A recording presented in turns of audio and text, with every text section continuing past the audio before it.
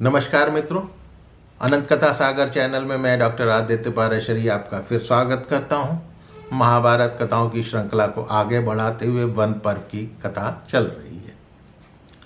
इस एपिसोड में आपको महर्षि अगस्त्य और उनकी पत्नी लोपामुद्रा की कथा सुनाने जा रहा हूं। जब पांडव तीर्थ यात्रा कर रहे थे, लोमश मुनि साथ थे, जैसा कि पहले आपको एपिसोड में बताया, तो रास्ते में वार्तालाप के जरिए ही रास्ता कटता था। तो लोमश मुनि से युधिष्ठिर ने पूछा कि अगस्त्य जी ने यहाँ वातापी को किस लिए नष्ट किया था, उनके मन में क्रोध क्यों उत्पन्न हुआ था, क्या कारण था कि वातापी को मारना पड़ा। तब लोमश बोले कि मणिमती नगरी में एक इलवल नाम का दैत्य रहता था। वातापी उसी का छोटा भाई था। तो एक बार इलवल ने एक तपस्वी ब्राह्मण से इंद्र के समान पुत्र की कामना करी। ब्राह्मण ने उससे पुत्र नहीं दिया तो वो इलवल यानी बहुत क्रोधित हो गया और वह ब्राह्मणों की हत्या करने लगा। वो अपने भाई वातापी को माया से बकरा या भेड़ा बना देता था। वो क्षण भर में ही भेड़ा बकरा बन जाता था। तो इलवल उस भेड़ बकरे को पकाकर रांध कर वो ब्राह्मण को मांस खिला देता था।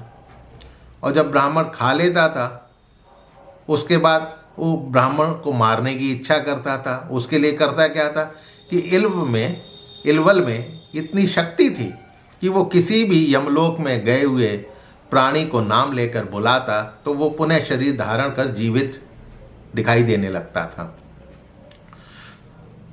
तो जब वातापी भेड़ बकरे के रूप में मांस ब्राह्मण को खिला दिया जाता था इलवल के द्वारा, उसके बाद इलवल उच्च स्वर से वातापी का नाम पुकारता था, वातापी तुम कहाँ हो, वापस आओ।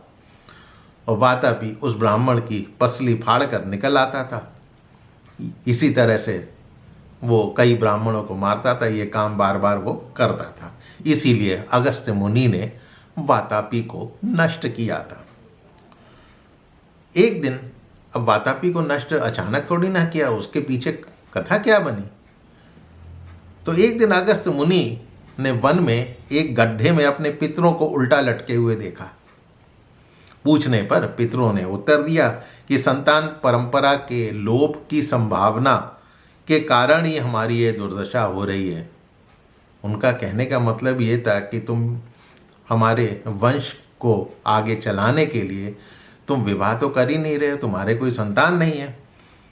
तो इसी संभावना के कारण ये हमारी दुर्दशा हो रही है। अब यदि तुम हमारे लिए उत्तम संतान पैदा कर सको तो हम इस नरक से छुटकारा पा सकते हैं और तुम्हें भी सद्गति मिलेगी।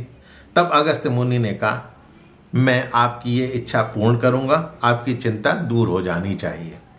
अब अगस्त्य मुनि ने अपने लिए योग्य पत्नी खोजने प्रारंभ करी। अब लेकिन वो मिले तो मिले कहाँ। तब अगस्त्य मुनि भाई तपस्वी थे, बहुत बड़े ऋषि थे। तो उन्होंने अपने एक संकल्प के द्वारा एक एक जंतु के उत्तमोत्तम अंगों की भावना को संग्रह कर एक परम सुंदरी स्त्री बच्चे के रूप में उसका निर्माण कर दिया।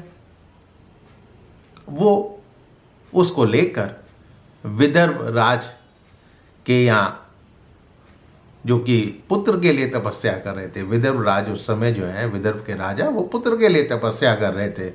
तो वो उस लड़की को लेकर, उस कन्या को लेकर उनके पास पहुंच गए और उनको पालने के लिए दे दिया। वो कन्या राजभवन में दिनों दिन बढ़ने लगी। उसका नाम रखा गया लोपामुद्रा। जब वो युवावस्था में पहुंची तो उसका सुंदरता, उसका शील, उसका स्वभाव, उसके सदाचार के चर्चे होने लगे। तब महात्मा अगस्त्य के भय से किसी भी राजकुमार ने उसका वर्ण नहीं किया, क्योंकि अगस्त्य मुनि बहुत क्रोधी थे, तो उनके भय से किसी ने उसका वर्ण नहीं किया। तब राजा विदर्भराज जो है वो सोचने लगे कि भाई इसके विवाह के लिए कुछ करा जाए, मैं इसका विवाह किससे करूं। उधर जब अगस्त्य मुनि को जब ये पता लगा कि राजकुमारी जो है विवाह योग्य हो चुकी है, तो विदर्भ नरेश के पास जाकर बोलते हैं कि राजन, पुत्रोत्पत्ति के लिए मेरा विवाह करने का विचार है और मैं आपकी कन्या का वरण करता हूँ। अब लोकाचार में तो वो कन्या विदर्भराज की थी, तो उन्होंने कहा कि आप जो है लोपामुद्रा को मुझे दे दीजिए। अब ये सुनकर विदर्भराज के तो होश उड़ गए, कहाँ ये जंगल में घूमने वाला ऋषि और मैं इतनी सुंदर शील स्वभाव वाली कन्या जो इसके हाथ में दे दूं। अब ना तो ना करते बन रहा था, ना हाँ करते बन रहा था। उन्होंने अपनी पत्नी के पास जाकर पूछा क्या करा जाए। महर्षि अगस्त्य जो हैं वो बड़े शक्तिशाली हैं, क्रोधी भी हैं, और यदि उन कुपित हो गए तो हमें जो है अपने शाप की अग्नि से भस्म कर सकते हैं।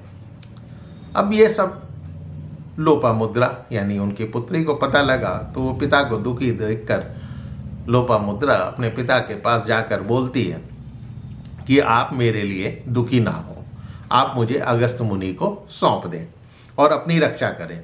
तब राजा ने लोपामुद्रा का विवाह अगस्त्य मुनि से कर दिया। तब अगस्त्य मुनि ने लोपामुद्रा से कहा कि ये जो तुम्हारे वस्त्र हैं और बहुमूल्य आभूषण हैं, इनको उतार दो। तब लोपामुद्रा ने अपने सारे वस्त्र उतार दिए और फटे पुराने वस्त्र वलकल मृगचर्म धारण कर पति के आचार का पालन करने वाली होकर उनके साथ वन में चल दी। अगस्त्य मुनि अपनी पत्नी के साथ आकर हरिद्वार में तपस्या में संलग्न हो गए। तो वो अपनी पत्नी को प्रेम बहुत करते थे। तो एक दिन ऋतु स्नान से निवृत्त होकर लोपामुद्रा को देखकर मुनि ने अपने पास उसको बुलाया और समागम करने की इच्छा व्यक्त करी, मैथुन की इच्छा व्यक्त करी। तो लोपामुद्रा बोली कि मैं ऐसी शैया पर आपके साथ समागम करूंगी जो सुंदर हार आभूषणों से विभूषित हो। मैं ये जीर्ण वस्त्र पहनकर आपके साथ समागम नहीं करूंगी। अगस्त्य मुनि ने कहा, भाई ना तो ये मेरे पास है ना तुम्हारे पास है, फिर ये कैसे संभव है। तो लोपामुद्रा बोली, आप ये सब अपनी तपस्या से जुटाने में समर्थ हैं। अगस्त्य मुनि बोलते हैं, ऐसा करने से मेरी तपस्या का क्षय होगा, कोई ऐसा उपाय बताओ कि तपस्या का क्षय भी ना हो। तो लोपामुद्रा ने कहा, मैं जैसा कह चुकी हूँ उसके सिवा और किसी तरह मैं आपके साथ समागम नहीं करना चाहती। तब अगस्त्य मुनि ने कहा, ठीक है तुम यहीं रहो, मैं धन लेने के लिए जाता हूँ। अब उसके बाद अगस्त्य मुनि ने क्या करा क्या नहीं करा, ये जानने के लिए मेरे अगले एपिसोड का इंतज़ार कीजिए। मेरे चैनल को सब्सक्राइब करना मत भूलिएगा और मिलता हूँ इस कथा को आगे सुनाने के लिए अगले एपिसोड में। तब तक के लिए नमस्कार।